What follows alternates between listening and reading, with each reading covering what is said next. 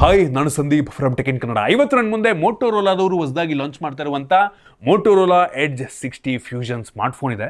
ನನಗೆ ಬಂದಿರುವಂಥ ಮಾಹಿತಿ ಪ್ರಕಾರ ಈ ಸ್ಮಾರ್ಟ್ಫೋನ್ನ ಬೇಸ್ ವೇರಿಯಂಟು 22,000 ರೇಂಜಲ್ಲಿ ಲಾಂಚ್ ಆಗ್ಬೋದು. ಇದು ಮೋಟೋ ಎಡ್ಜ್ 60 ಸೀರೀಸ್ನಲ್ಲಿ ಮೋಸ್ಟ್ ಅಫೋರ್ಡಬಲ್ ಫೋನ್ ಆಗಬಹುದು.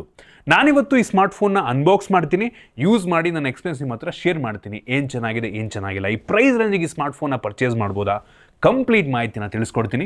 ಅದಕ್ಕಿಂತ ಮುಂಚೆ ನೀವಿನ್ನೂ ನಮ್ಮ tech in Kannada YouTube channel subscribe ಮಾಡ್ಕೊಂಡಿಲ್ಲ ಅಂದರೆ ಈಗಲೇ ಸಬ್ಸ್ಕ್ರೈಬ್ ಮಾಡ್ಕೊಳ್ಳಿ ಮತ್ತು ಬೆಲ್ ಐಕಾನ್ ಕೂಡ ಕ್ಲಿಕ್ ಮಾಡ್ಬೋದು. ಓಕೆ, ಫಸ್ಟ್ ಈ ಸ್ಮಾರ್ಟ್ಫೋನ್ ಅನ್ಬಾಕ್ಸ್ ಮಾಡೋಣ. ಗಮನಿಸ್ತಾ ಇದ್ದೀರಾ, ಈ ಫೋನ್ನ ಬಾಕ್ಸ್ ನಮ್ಗೆ ಈ ರೀತಿ ನೋಡೋಕ್ಕೆ ಸಿಗುತ್ತೆ. ಬಾಕ್ಸ್ ಮೇಲ್ಗಡೆ ಪ್ಲಾಸ್ಟಿಕ್ ಫ್ರೀ ಪ್ಯಾಕೇಜಿಂಗ್ ಅಂತ ಹಾಕಿದ್ದಾರೆ. ಈ ಬಾಕ್ಸಲ್ಲೂ ಕೂಡ ಪ್ಲಾಸ್ಟಿಕ್ಕನ್ನು ಯೂಸ್ ಮಾಡಿಲ್ವಂತೆ.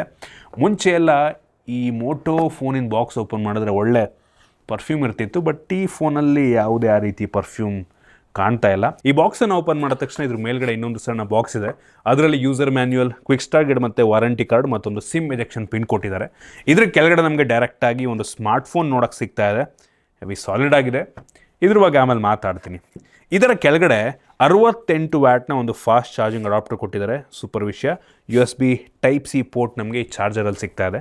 ಇನ್ನು ಕೊನೆಯದಾಗಿ USB Type-C ಇಂದ Type-C charging cable, data cable, ಒಂದು ಒಳ್ಳೆ ಕ್ವಾಲಿಟಿಯ ಕೇಬಲ್ ಇದಾಗಿದೆ. ಇದನ್ನು ಬಿಟ್ಟರೆ ಬೇರೇನು ಸಹ ನಮಗೆ ಒಂದು ಬಾಕ್ಸ್ ಒಳಗೆ ಸಿಗ್ತಾ ಇಲ್ಲ. ನಾರ್ಮಲಿ ಮೋಟೋ ಎಡ್ಜ್ ಸೀರೀಸಿಂದು ಎಲ್ಲ ಫೋನ್ ಬಾಕ್ಸ್ ಒಳಗೆ ಬ್ಯಾಕ್ ಕವರ್ ಇರ್ತಾ ಇತ್ತು. ಈ ಸಲ ಈ Moto Edge 60 Fusion smartphone box ಒಳಗೆ ಯಾವುದೇ ಬ್ಯಾಕ್ ಕವರ್ ಸಿಗ್ತಾ ಇಲ್ಲ. ಇನ್ನು ಡೈರೆಕ್ಟಾಗಿ ಸ್ಮಾರ್ಟ್ಫೋನಿಗೆ ಬಂತು ಅಂದರೆ ಈ ರೀತಿ ನೋಡೋಕ್ಕೆ ಸಿಗುತ್ತೆ. ತುಂಬ premium look, premium build, pant on colour ಅಂತೂ ಸಕ್ಕತ್ತಾಗಿ ಕಾಣ್ತಿದೆ. ಫ್ರಂಟಲ್ಲಿ ಫುಲ್ಲಿ ಕರ್ವ್ಡ್ ಡಿಸ್ಪ್ಲೇ ನಮಗೆ ಸಿಗ್ತಾ ಇದೆ. ಈ ಫೋನು ಒಂದು ಲೆವೆಲಿಗೆ ಲೈಟ್ ವೇಟ್ ಇದೆ ಆಯಿತಾ. ಕೇವಲ 180 ಗ್ರಾಮ್ ವೆಯ್ಟು ಮತ್ತು 8.2 mm ಥಿಕ್ನೆಸ್ಸನ್ನು ಹೊಂದಿರುವಂಥ ಸ್ಮಾರ್ಟ್ಫೋನು. ಫ್ರಂಟಲ್ಲಿ ಒಂದು ಸಣ್ಣ ಪಂಚೋಲ್ ಕ್ಯಾಮ್ರಾ, ಬೆಸಲ್ಸ್ ಎಲ್ಲ ತುಂಬ ಕಡಿಮೆ ಇದೆ. ಯಾವುದೇ ಸ್ಕ್ರೀನ್ ಗಾರ್ಡ್ ಹಾಕಿಲ್ಲ, ನೀವೇ ಸಪ್ರೇಟಾಗಿ ಹಾಕೋಬೇಕಾಗತ್ತೆ.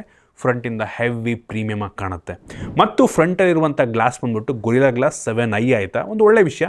One of the strongest Gorilla ಗ್ಲಾಸನ್ನು ಈ ಫೋನಲ್ಲಿ ಹಾಕಿದ್ದಾರೆ. ಇನ್ನು ಈ ಫೋನ್ನ ಹಿಂದಕ್ಕೆ ಬಂತು ಅಂತ ಅಂದರೆ ಆಗಲೇ ಹೇಳ್ದಂಗೆ ಒಂದು ರೀತಿ ಲೆದರಿ ಫಿನಿಷನ್ನು ಹೊಂದಿರುವಂಥ ಬ್ಯಾಕ್ ಅಂತ ಅನ್ಬೋದು. ಕ್ಯಾನ್ವಾ ರೀತಿ ಕೂಡ ಕಾಣುತ್ತಾ ಆಯಿತಾ. ಒಂಥರ ಟೆಕ್ಸ್ಚರ್ ಇದೆ, ಫ್ಯಾಬ್ರಿಕ್ ರೀತಿಯಲ್ಲೂ ಕೂಡ ಅನಿಸುತ್ತೆ. ಗ್ರಿಪ್ ಅಂತೂ ಕೈಗೆ ತುಂಬ ಚೆನ್ನಾಗಿ ಕೂತ್ಕೊಳ್ಳುತ್ತೆ. 3 ಡಿಫ್ರೆಂಟ್ ಪ್ಯಾಂಟಾನ್ ಕಲರ್ಸ್ನಲ್ಲಿ ಈ ಒಂದು ಸ್ಮಾರ್ಟ್ಫೋನ್ ಅವೈಲಬಲ್ ಇದೆ. ನಿಮ್ಗೆ ಇಷ್ಟ ಬಂದಿದ್ದನ್ನು ನೀವು ಪರ್ಚೇಸ್ ಮಾಡ್ಬೋದು. ಈ ಫೋನ್ನ ಹಿಂದೆ 2 ಕ್ಯಾಮ್ರಾ ಸಿಗ್ತದೆ. ನೋಡೋದಕ್ಕೆ 3 ಕ್ಯಾಮ್ರಾ ಅನಿಸುತ್ತೆ, ಬಟ್ 2 ಕ್ಯಾಮ್ರಾ ಇರೋದು. ಒಂದು ಸಿಂಗಲ್ LED ಫ್ಲ್ಯಾಶು. ತುಂಬ ಕ್ಲೀನ್ ಡಿಸೈನ್ ಅಂತೀನಿ ಆಯಿತಾ. ತುಂಬ ಯುನೀಕ್ ಆಗಿದೆ, ಡಿಫ್ರೆಂಟ್ ಆಗಿದೆ. ನೋಡಿದವ್ರಿಗೆ ತುಂಬ ಪ್ರೀಮಿಯಂ ಫೋನ್ ಅಂತ 100% ಅನಿಸುತ್ತೆ. ಈ ಫೋನಲ್ಲಿ ಪ್ಲಾಸ್ಟಿಕ್ ಫ್ರೇಮ್ ಇದೆ. USB Type-C ಪೋರ್ಟು, ಯಾವುದೇ ಹೆಡ್ಫೋನ್ ಜಾಕ್ ಇಲ್ಲ ಮತ್ತು ಡೆಡಿಕೇಟೆಡ್ SD ಕಾರ್ಡ್ ಸ್ಲಾಟ್ ಕೂಡ ಇಲ್ಲ. ಹೈಬ್ರಿಡ್ ಸಿಮ್ ಸ್ಲಾಟ್ ಆಯಿತಾ. ನಮ್ಗೆ ಇದರಲ್ಲಿ ಡಾಲ್ಬಿ ಅಟ್ಮೋಸ್ ಅಂತ ಮೇಲ್ಗಡೆ ಬರೆದಿದ್ದಾರೆ. ಇದ್ರ ಬಗ್ಗೆ ಕೂಡ ಆಮೇಲೆ ಮಾತಾಡ್ತೀನಿ. ಇನ್ನು IP ರೇಟಿಂಗ್ ಸಹ ಇದೆ ಇದರಲ್ಲಿ. IP68 ಮತ್ತು IP69 ಎರಡೂ ವಾಟರ್ ಮತ್ತು ಡಸ್ಟ್ ರೆಸಿಸ್ಟೆಂಟ್ ರೇಟಿಂಗನ್ನು ಕೊಟ್ಟಿದ್ದಾರೆ. ಸೂಪರ್ ವಿಷಯ. ನೋಡಿ, ನಿಮಗೆ ಇಷ್ಟ ಬಂದಿದ್ದ ಕಲರ್ನ ನೀವು ಪರ್ಚೇಸ್ ಮಾಡ್ಬೋದು. ಲುಕ್ ಅಂತೂ ಸಖತ್ತು ಪ್ರೀಮಿಯಂ ಆಗಿದೆ. ಜೊತೆಗೆ ಈ ಫೋನ್ಗೆ ಮಿಲಿಟರಿ ಗ್ರೇಡ್ ಸರ್ಟಿಫಿಕೇಷನ್ ಕೂಡ ಕೊಟ್ಟಿದ್ದಾರೆ. ಸೂಪರ್ ವಿಷಯ. ಕರ್ವ್ ಡಿಸ್ಪ್ಲೇ ಇಟ್ಕೊಂಡು ಅದು ಹೆಂಗೆ ಮಿಲಿಟರಿ ಗ್ರೇಡ್ ಸರ್ಟಿಫಿಕೇಷನ್ ತೊಗೊಂಡ್ರೋ ಗೊತ್ತಿಲ್ಲ. ಒಟ್ಟಿಗೆ ಫೋನ್ ಅಂತೂ ತುಂಬ ಸಾಲಿಡ್ ಆಗಿದೆ. ಇನ್ನು ಡಿಸ್ಪ್ಲೇಗೆ ಬಂತು ಅಂದರೆ ಈ ಫೋನಲ್ಲಿ 6.7 ಇಂಚಿಂದು 1.5K ರೆಸೊಲ್ಯೂಷನ್ನ ಹೊಂದಿರುವಂಥ ಕರ್ವ್ಡ್ POLED ಡಿಸ್ಪ್ಲೇ ಇದೆ. ಈ ಡಿಸ್ಪ್ಲೇ ಏನಿದೆ ಇದು 120 ಹರ್ಟ್ಸ್ನ ರಿಫ್ರೆಶ್ ರೇಟನ್ನು ಹೊಂದಿರುವಂಥ ಡಿಸ್ಪ್ಲೇ. ಇದು ಕೂಡ ಪ್ಯಾಂಟಾನ್ ವ್ಯಾಲಿಡೇಟೆಡ್ ಡಿಸ್ಪ್ಲೇ ಆಯಿತಾ. 10 ಬಿಟ್ ಡಿಸ್ಪ್ಲೇ, 1 ಬಿಲಿಯನ್ ಕಲರ್ಸನ್ನು ಸಪೋರ್ಟ್ ಮಾಡುತ್ತೆ. ಒಂದು ಲೆವೆಲ್ಗೆ ಬ್ರೈಟಾಗಿ ಸಹ ಇದೆ. 4500 ನಿಟ್ಸ್ನ ಪೀಕ್ ಬ್ರೈಟ್ನೆಸ್ಸು. ಬಿಸಿಲಿಗೆ ಹೋದ್ರೂ ಸಹ ಹೆವಿ ಬ್ರೈಟಾಗಿ ಕಾಣುತ್ತೆ. ಮತ್ತು ಟಚ್ ಸ್ಯಾಂಪ್ಲಿಂಗ್ ರೇಟ್ ಕೂಡ ಅಷ್ಟೇ, 300 ಹರ್ಟ್ಸಿಂದು ಟಚ್ ಸ್ಯಾಂಪ್ಲಿಂಗ್ ರೇಟು. ಸೊ ನೀವೇನಾದರೂ ಗೇಮರ್ಸ್ ಆಗಿದ್ದೀರಾ ಅಂತ ಅಂದರೆ ನಿಮಗೆ ಸ್ವಲ್ಪ ಯೂಸ್ ಆಗುತ್ತೆ. ಮತ್ತು ಇದರಲ್ಲಿ smart touch, wet touch feature ಎಲ್ಲ ಇದೆ ಆಯಿತಾ. ಸ್ಮಾರ್ಟ್ ಟಚ್ ಅಂದರೂ ಅದೇ, ವೆಟ್ ಟಚ್ ಅಂದರೂ ಅದೇ. ಸೊ ನೀವು ಕೈ ಒದ್ದಾಗಿದ್ರು ಸಹ ಆರಾಮಾಗಿ ಈ ಫೋನ್ನ ಯೂಸ್ ಮಾಡ್ಬೋದು.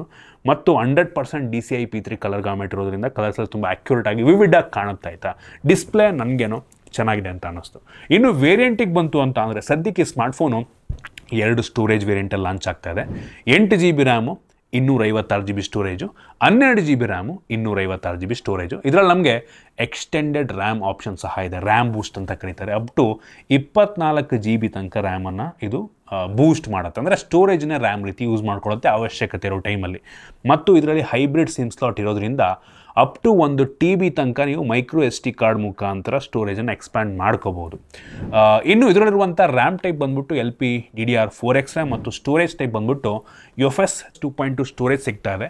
ನಂಗನಿಸ್ದಂಗೆ ಈ ಪ್ರೈಸ್ ರೇಂಜಿಗೆ ಇದು ಸ್ವಲ್ಪ ಕಡಿಮೆ ಆಯಿತು. 20,000 ರೂಪಾಯಿ ಮೇಲಿರುವಂಥ ಎಲ್ಲ ಫೋನ್ಗಳಲ್ಲಿ UFS 3.1 ಮತ್ತು ಅಟ್ಲೀಸ್ಟ್ DDR5 ರ್ಯಾಮ್ ಇದ್ದರೆ ಒಳ್ಳೆಯದು ಅಂತ ನನ್ನ ಒಂದು ಅಭಿಪ್ರಾಯ. ಇನ್ನು ಪರ್ಫಾರ್ಮೆನ್ಸಿಗೆ ಬಂತು ಅಂದರೆ ಈ ಫೋನಲ್ಲಿ ಮೀಡಿಯಾಟೆಕ್ಕಿಂದು ಡೈಮೆನ್ಸಿಟಿ 7400 5G ಪ್ರೋಸೆಸರ್ ಇದೆ. ಇದು ಆಕ್ಟಾಕೋರ್ ಪ್ರೋಸೆಸರ್ ಆಯಿತಾ, ಒಂದು ಲೆವೆಲಿಗೆ ಪವರ್ಫುಲ್ ಆಗಿರುವಂಥ ಪ್ರೋಸೆಸರು. ನಾವು ಅಂತು ಬೆಂಚ್ ಮಾರ್ಕನ್ನು ಚೆಕ್ ಮಾಡ್ದಂಗೆ ಈ ಫೋನು ಸುಮಾರು 6,95,7 ಲಕ್ಷದ ತನಕನೂ ಕೂಡ ಅಂಥದ್ದು ಬೆಂಚ್ ಮಾರ್ಕನ್ನು ಕೊಡಬಲ್ಲಂಥ ಸಾಮರ್ಥ್ಯ ಈ ಒಂದು ಸ್ಮಾರ್ಟ್ಫೋನಿಗಿದೆ. ಈ ಬೆಂಚ್ ಮಾರ್ಕ್ ಮಾಡೋ ಟೈಮಲ್ಲಿ ಬ್ಯಾಟ್ರಿ ಡ್ರೈನ್ ಮತ್ತು ಟೆಂಪ್ರೇಚರ್ ವೇರಿಯೇಷನ್ನ ಕೂಡ ನಾವು ಚೆಕ್ ಮಾಡಿದ್ವು. ಈ ಎರಡೂ ಕೂಡ ತುಂಬ ನಾರ್ಮಲ್ ಅಂತ ಅನ್ನಿಸ್ತು. ಈ ಫೋನಲ್ಲಿ 4500 mm² ಇಂದು ವೇಪರ್ ಚೇಂಬರ್ ಇದೆ. ಸೊ ಈ ಡೆಸಿಪೇಷನಲ್ಲಿ ತುಂಬ ಚೆನ್ನಾಗುತ್ತೆ ಅಂತ ಮೋಟೋದವರು ಹೇಳ್ತಾರೆ. ಇನ್ನು ಗೇಮಿಂಗಿಗೆ ಬಂತು ಅಂದರೆ BGMI ನಾವು ಚೆಕ್ ಮಾಡ್ದಂಗೆ ಸ್ಮೂತ್ ಪ್ಲಸ್ ಎಕ್ಸ್ಟ್ರೀಮ್ ಗ್ರಾಫಿಕ್ ತನಕ ಹೋಗುತ್ತೆ. ಇದರಲ್ಲಿ ನಮಗೆ ತುಂಬ ಸ್ಮೂತ್ ಗೇಮ್ ಪ್ಲೇ ಸಿಕ್ತು. ಮ್ಯಾಕ್ಸಿಮಮ್ ಅಂತ ಅಂದರೆ HDRನಲ್ಲಿ ಅಪ್ ಟು ಅಲ್ಟ್ರಾ ಗ್ರಾಫಿಕ್ ತನಕ ಹೋಗುತ್ತೆ. ಇದರಲ್ಲಿ ನಮಗೆ ಕೆಲವೊಂದು ಫ್ರೇಮ್ ಡ್ರಾಪ್ ಫೀಲ್ ಆಗ್ಬೋದು. ಸೊ ಸ್ಮೂತ್ ಗೇಮ್ ಪ್ಲೇ ಬೇಕು ಅಂತ ಅಂದರೆ ಸ್ಮೂತ್ ಪ್ಲಸ್ ಎಕ್ಸ್ಟ್ರೀಮಲ್ಲಿ ಆಡಿದ್ರೇ ಒಳ್ಳೆಯದು. ಆಲ್ಮೋಸ್ಟ್ ಎಲ್ಲ ಗೇಮನ್ನು ಕೂಡ ಒಂದು ಲೆವೆಲಿಗೆ ಮಿಡ್ ಹೈ ಸೆಟ್ಟಿಂಗಲ್ಲಿ ಆಡ್ಕೋಬೋದು. ಎಲ್ಲ ಅಪ್ಲಿಕೇಶನ್ಗಳನ್ನ ಒಂದು ಲೆವೆಲಿಗೆ ಸ್ಮೂತಾಗಿ ರನ್ ಮಾಡಬಲ್ಲಂಥ ಕೆಪಾಸಿಟಿ ಇದೆ. ಈ ಬೆಲೆಗೆ ಒಂದು ಲೆವೆಲ್ಲಿಗೆ ಸುಮಾರಾಗಿ ಒಂದು ಲೆವೆಲಿಗೆ ಪವರ್ಫುಲ್ ಆಗಿರುವಂಥ ಪ್ರೋಸೆಸರ್ ಅಂತೀನಿ ಆಯಿತಾ. ಈ ಬೆಲೆಗೆ ಇದಕ್ಕಿಂತ ಜಾಸ್ತಿ ಪವರ್ ಇರುವಂಥದ್ದು ಕೂಡ ಇತ್ತೀಚೆಗೆ ಸಿಗಕ್ಕೆ ಶುರುವಾಗಿದೆ. ಇನ್ನು ಕ್ಯಾಮ್ರಾಗೆ ಬಂತು ಅಂದರೆ ಫೋನ್ನ ರೇರಲ್ಲಿ 2 ಕ್ಯಾಮ್ರಾ ಇದೆ. 50 MP main sensor with f1.8 aperture, optical image stabilisation ಇದೆ. ಸೋನಿ LYT700C ಸೆನ್ಸಾರ್ ಆಯಿತಾ. ಇದು ತೆಗೆಯುವಂಥ ಫೋಟೋ ಕಲರ್ಸ್ ಎಲ್ಲ ತುಂಬ ಪಾಪ್ ಆಗುತ್ತೆ. ಕ್ಲಾರಿಟಿ ಒಂದು ಲೆವೆಲಿಗೆ ಚೆನ್ನಾಗಿದೆ ಅಂತ ಅನ್ನಿಸ್ತು. ಡೇ ಲೈಟ್ ಮತ್ತು ಈವನ್ ಲೋ ಲೈಟಲ್ಲೂ ಕೂಡ ಲಾಂಗ್ ಎಕ್ಸ್ಪೋಜರ್ ಶಾಟ್ ತೆಗೆದು ಒಂದು ಲೆವೆಲಿಗೆ ಚೆನ್ನಾಗಿ ಔಟ್ಪುಟನ್ನು ಕೊಡುತ್ತೆ. ಪೋರ್ಟ್ರೇಟ್ಸ್ ಕೂಡ ಪರವಾಗಿಲ್ಲ, ಹೆವಿ ಪ್ರೋಸೆಸ್ ಮಾಡುತ್ತೆ ಒಟ್ಟಿಗೆ ಫೋಟೋನ. ಕಲರೆಲ್ಲ ಹೆವಿ ಪಾಪ್ ಆಗ್ತದೆ ಅಂತ ಅನ್ನಿಸ್ತದೆ ನನಗೆ. ಎಲ್ಲ ಕಲರನ್ನು ಕೆಲವೊಂದು ರೆಡ್ಡು ಈ ರೀತಿ ಕಲರ್ಸ್ ಎಲ್ಲ ತುಂಬ ಸ್ಯಾಚುರೇಷನ್ ಸ್ವಲ್ಪ ಜಾಸ್ತಿ ಮಾಡುತ್ತೆ. ಕಣ್ಣಿಗೆ ನೋಡೋದಕ್ಕೆ ಚೆನ್ನಾಗಿ ಔಟ್ಪುಟನ್ನು ಕೊಡ್ತಾ ಇದೆ. ತುಂಬ ಪ್ರೋಸೆಸ್ ಅಂತೂ ಮಾಡುತ್ತೆ. ಇನ್ನೊಂದು 13 MP ultra wide angle lens ಇದೆ. ಇದು ಮ್ಯಾಕ್ರೋ ಕ್ಯಾಮ್ರಾ ರೀತಿಯಲ್ಲೂ ಕೂಡ ಕೆಲಸವನ್ನು ಮಾಡುತ್ತೆ. ಎರಡು ಕೂಡ ಅಂದರೆ 2-in-1 ಆಗಿರೋದ್ರಿಂದ ಲಾಸ್ ಏನೂ ಇಲ್ಲ. ವೈಡ್ ಆ್ಯಂಗಲ್ ತುಂಬ ವೈಡ್ ಆಗಿದೆ, ಕ್ಲಾರಿಟಿ ಪರವಾಗಿಲ್ಲ ಅಂತೀನಿ. ಮ್ಯಾಕ್ರೋ ಶಾಟ್ಸು ಒಂದು ಲೆವೆಲಿಗೆ ಮ್ಯಾಕ್ರೋ ಸಹ ಇದೆ. ಅನ್ನೆಸೆಸರಿ ಯಾವುದು ಕ್ಯಾಮ್ರಾವನ್ನು ಇವರು ಕೊಟ್ಟಿಲ್ಲ ಆಯಿತಾ. ಸೊ 2 ಕ್ಯಾಮ್ರಾ ಕೂಡ ಪರವಾಗಿಲ್ಲ. ಸ್ಯಾಂಪಲ್ ತೋರಿಸ್ತಾ ಇದ್ದೀನಿ, ನೋಡಿ ನೀವೇ ಜಡ್ಜ್ ಮಾಡ್ಬೋದು. ಇನ್ನು ಸೆಲ್ಫಿ ಕ್ಯಾಮ್ರಾಗೆ ಬಂತು ಅಂತ ಅಂದರೆ 32 MP ಸೆಲ್ಫಿ ಕ್ಯಾಮ್ರಾ ಒಂದು ಲೆವೆಲ್ಗೆ ವೈಡ್ ಆಗಿದೆ. ಕ್ಲಾರಿಟಿ ಕೂಡ ಚೆನ್ನಾಗಿದೆ ಆಯಿತಾ. ಮೇಕಪ್ ಮಾಡಿರೋ ರೀತಿ ಚೆನ್ನಾಗಿ ಔಟ್ಪುಟನ್ನು ಕೊಡುತ್ತೆ. ನನಗೇನೋ ನಾನು ಇದರಲ್ಲಿ ಸೆಲ್ಫಿ ಕ್ಯಾಮ್ರಾದಲ್ಲಿ ಕಾಣ್ತಿರೋದು ಇಷ್ಟ ಆಯಿತು ಆಯಿತಾ. ನಿಮಗೆ ಅನಿಸುತ್ತೆ ಕಾಮೆಂಟ್ ಮಾಡಿ. ಇನ್ನು ವಿಡಿಯೋಗ್ರಫಿಗೆ ಬಂತು ಅಂದರೆ ಈ ಫೋನ್ನ ರೇರ್ ಕ್ಯಾಮ್ರಾ 4K 30 FPS ಅಥವಾ full HD 60 FPS video record ಮಾಡಿದ್ರೆ, ಫ್ರಂಟ್ ಕ್ಯಾಮ್ರಾ 4K 30 FPS ಅಥವಾ full HD 30 FPS video record ಮಾಡುತ್ತೆ. Rear camera optical image stabilisation ತುಂಬ ಸ್ಟೇಬಲ್ ಔಟ್ಪುಟನ್ನು ಕೊಡುತ್ತೆ. ಫ್ರಂಟಲ್ಲಿ 4K 30 FPS ಕೊಟ್ಟಿರುವಂಥದ್ದು ಹೆವಿ ಇಂಪ್ರೆಸಿವ್ ಅಂತೀನಿ. ಮೆಜಾರಿಟಿ ಬ್ರ್ಯಾಂಡ್ಗಳು ನಮಗೆ ಫುಲ್ HDಯನ್ನೇ ಕೊಡ್ತಾರೆ. ಇನ್ನು ಇದರಲ್ಲಿ ನಮಗೆ ಗೂಗಲ್ ಫೋಟೋಸ್ AI ಫೀಚರ್ ಸಹ ಇದೆ ಆಯಿತಾ. ಸೊ ಇದರಲ್ಲಿ ಮ್ಯಾಜಿಕ್ ಎರೇಸರ್ ಫೀಚರ್ ಇದೆ.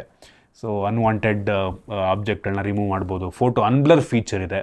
ಪೋರ್ಟ್ರೇಟ್ ಬ್ಲರನ್ನು ನೀವು ಆಮೇಲೆ ಪೋಸ್ಟಲ್ಲೂ ಕೂಡ ಚೇಂಜ್ ಮಾಡ್ಕೋಬೋದು. ಸಿನಿಮ್ಯಾಟಿಕ್ ಫೋಟೋಸ್ ಫೀಚರೆಲ್ಲ ಇದೆ. ಸೊ ಸ್ಕೈನ್ ಕಲರ್ನ ನೀವು ಚೇಂಜ್ ಮಾಡುವಂಥ ಬೇಕಾದಷ್ಟು ಗೂಗಲ್ ಫೋಟೋಸ್ AI ಫೀಚರ್ ನಮಗೆ ಸಿಗ್ತಾ ಇದೆ.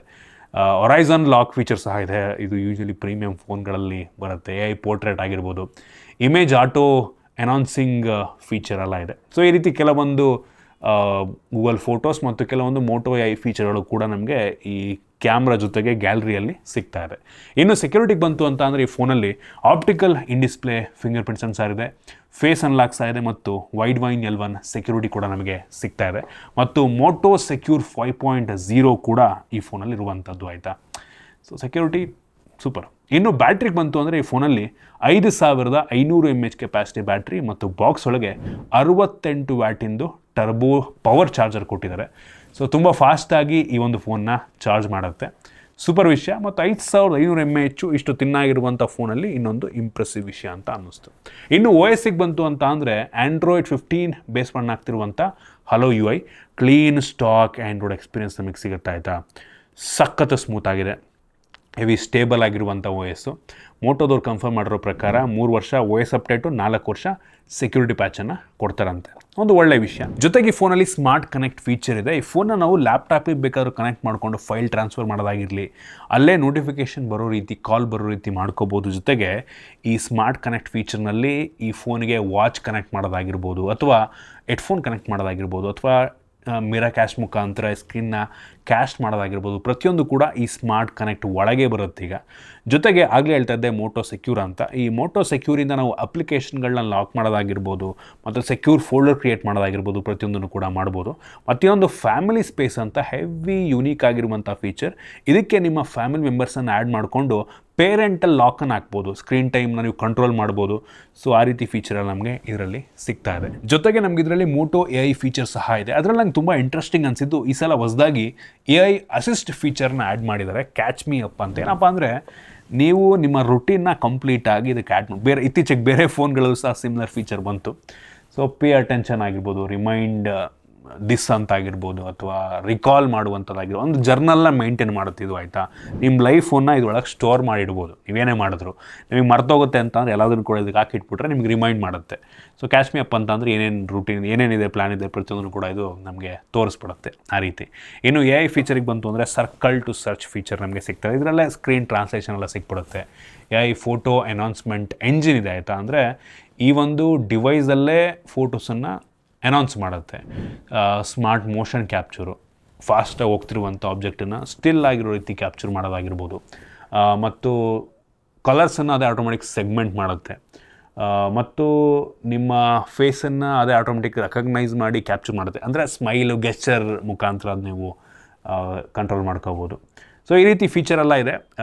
ಜೊತೆಗೆ ನೀವು ವಾಲ್ಪೇಪರ್ನ, ಕ್ಯಾನ್ವಾ ಫೀಚರ್ ಇದೆ ಅಲ್ವಾ, ಮ್ಯಾಜಿಕ್ ಕ್ಯಾನ್ವಾ. ಸೊ ಏನಪ್ಪ ಅಂದರೆ, ನೀವು ಹಾಕಿರುವಂಥ ಬಟ್ಟೆಗೆ ತಕ್ಕಂಗೆ ಈ ಫೋನ್ನ ವಾಲ್ಪೇಪರ್ ನೀವು ಚೇಂಜ್ ಮಾಡ್ಬೋದು. ಈ ರೀತಿ ಫೀಚರೆಲ್ಲ ಇದೆ. ಮತ್ತು ಈ ಫೋನಲ್ಲಿ ಕೆಲವೊಂದು ಆಗಲಿಲ್ಲ, ನಾನು ಗೆಸ್ಚರ್ಸ್ ಅಂತಿದ್ನಲ್ವಾ, ಸೊ ಹಿಂಗೆ ಶೇಕ್ ಮಾಡಿದ್ರೆ ಟಾರ್ಚ್ ಆನ್ ಆಗೋ ರೀತಿ ಫೀಚರ್ಸು, ಕೆಲವೊಂದು ಗೆಸ್ಚರ್ಸ್ ಎಲ್ಲ ಹಿಂಗಂದರೆ ಕ್ಯಾಮ್ರಾ ಓಪನ್ ಆಗೋ ಥರ ಎಲ್ಲ ನೀವು ಕಸ್ಟಮೈಸ್ ಮಾಡ್ಕೋಬೋದು. ಇನ್ನು ಸ್ಪೀಕರಿಗೆ ಬಂತು ಅಂದರೆ, ಈ ಫೋನಲ್ಲಿ ಡ್ಯುಯಲ್ ಸ್ಟೀರಿಯೋ ಸ್ಪೀಕರ್ ಇದೆ, ಡಾಲ್ಬಿ ಅಟ್ಮೋಸ್ ಸ್ಪೀಕರು. ಸ್ಪೀಕರ್ನ ಕ್ಲಾರಿಟಿ ಚೆನ್ನಾಗಿದೆ, ಹೈರಸ್ ಆಡಿಯೋ ಸಪೋರ್ಟ್ ಮಾಡುತ್ತೆ. ಸರ್ಟಿಫಿಕೇಷನ್ ಇಲ್ಲ, ಒಟ್ಟಿಗೆ ಸಪೋರ್ಟ್ ಅಂತೂ ಮಾಡುತ್ತೆ.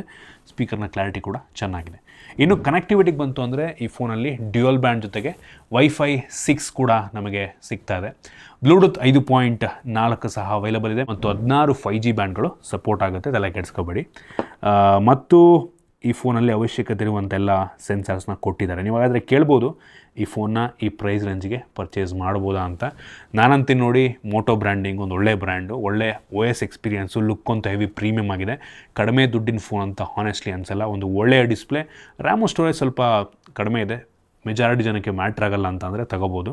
ಪರ್ಫಾರ್ಮೆನ್ಸ್ ಓಕೆ, ಕ್ಯಾಮ್ರಾ ಚೆನ್ನಾಗಿದೆ ಒಂದು ಲೆವೆಲ್ಗೆ, ಸೆಕ್ಯೂರಿಟಿ ಚೆನ್ನಾಗಿದೆ, ಕೆಲವೊಂದು ಅಡಿಷ್ನಲ್ ಫೀಚರ್ಗಳು, AI ಫೀಚರ್ಗಳು ಒಂದು ಲೆವೆಲಿಗೆ ಚೆನ್ನಾಗಿದೆ. ಬ್ಯಾಟ್ರಿ ಚಾರ್ಜಿಂಗ್ ಕೂಡ ತುಂಬ ಫಾಸ್ಟಾಗಿದೆ. OS ಎಕ್ಸ್ಪೀರಿಯನ್ಸು ಅಂತೂ ನೆಕ್ಸ್ಟ್ ಲೆವೆಲ್ ಅಂತೀನಿ. ಸೊ ನೋಡಿ, ಮೋಟೋ ಬ್ರ್ಯಾಂಡಿಂಗಲ್ಲಿ ನಿಮಗೆ ಕ್ಯಾಮ್ರಾ ಒಂದು ಲೆವೆಲಿಗೆ ಒಳ್ಳೆ ಪರ್ಫಾರ್ಮೆನ್ಸ್, ಆಲ್ರೌಂಡು ಒಂಥರ ಎಲ್ಲದನ್ನೂ ಫುಲ್ಲೇ ಬೆಂಕಿ ಅನ್ನೋಂಗಿಲ್ಲ, ಎಲ್ಲ ಕೂಡ ಒಂದು ಲೆವೆಲಿಗೆ ಇರುವಂಥ phone. Next mostly Moto Edge 60 Pro ಕೂಡ ಲಾಂಚ್ ಆಗ್ಬೋದು. ಅದಕ್ಕಂತೂ ನಾನು ಹೆವಿ ಎಕ್ಸೈಟ್ ಆಗಿದ್ದೀನಿ. ಅದು ಮೋಸ್ಟ್ಲಿ ಒಂದು 28-30ಕ್ಕೆ ಲಾಂಚ್ ಆಗ್ಬೋದು ಅಂತ ಕಾಣುತ್ತೆ, ನೋಡೋಣ. ಒಟ್ಟಿಗೆ ಈ ಫೋನ್ ಕೂಡ ಒಂದೊಳ್ಳೆ ಆಪ್ಷನ್ ಆಗ್ಬೋದು ಮೋಟೋ ಬ್ರ್ಯಾಂಡಿಂಗಲ್ಲಿ. ನೋಡೋಣ, ಬ್ಯಾಂಕ್ ಆಫರೆಲ್ಲ ಇನ್ಕ್ಲೂಡ್ ಆಗಿ ಎಷ್ಟಕ್ಕೆ ಲಾಂಚ್ ಆಗುತ್ತೆ ಅಂತ. ಒಂದು 20,000ಕ್ಕೆ ಬಂದುಬಿಟ್ರು ಅಂತೂ ನೆಕ್ಸ್ಟ್ ಲೆವೆಲ್ ಇರುತ್ತೆ. ಇದಿಷ್ಟು ಈ ಫೋನ್ ಬಗ್ಗೆ ನನ್ನ ಆನೆಸ್ಟ್ ಒಪಿನಿಯನ್. ನಿಮಗೆ ಇದ್ರ ಬಗ್ಗೆ ಏನಿಸ್ತು ಕಾಮೆಂಟ್ ಮಾಡಿ. ಇಷ್ಟ ಆಗಿದ್ರೆ ಲೈಕ್ ಮಾಡಿ, ಶೇರ್ ಮಾಡಿ. ಇದೇ ರೀತಿ ನಮ್ಮ ಬೇರೆ ಬೇರೆ ವೀಡಿಯೋಗಳಿಗೆ ನಮ್ಮ tech in Kannada YouTube channel subscribe ಮಾಡ್ಕೊಂಡಿಲ್ಲ ಅಂದರೆ ಈಗಲೇ ಸಬ್ಸ್ಕ್ರೈಬ್ ಮಾಡ್ಕೊಳ್ಳಿ, ಮತ್ತು ಬೆಲ್ ಐಕನ್ ಕೂಡ ಕ್ಲಿಕ್ ಮಾಡ್ಬೋದು. ಸಿಗೋಣ ಮತ್ತೆ ಮುಂದಿನ ವೀಡಿಯೋದಲ್ಲಿ.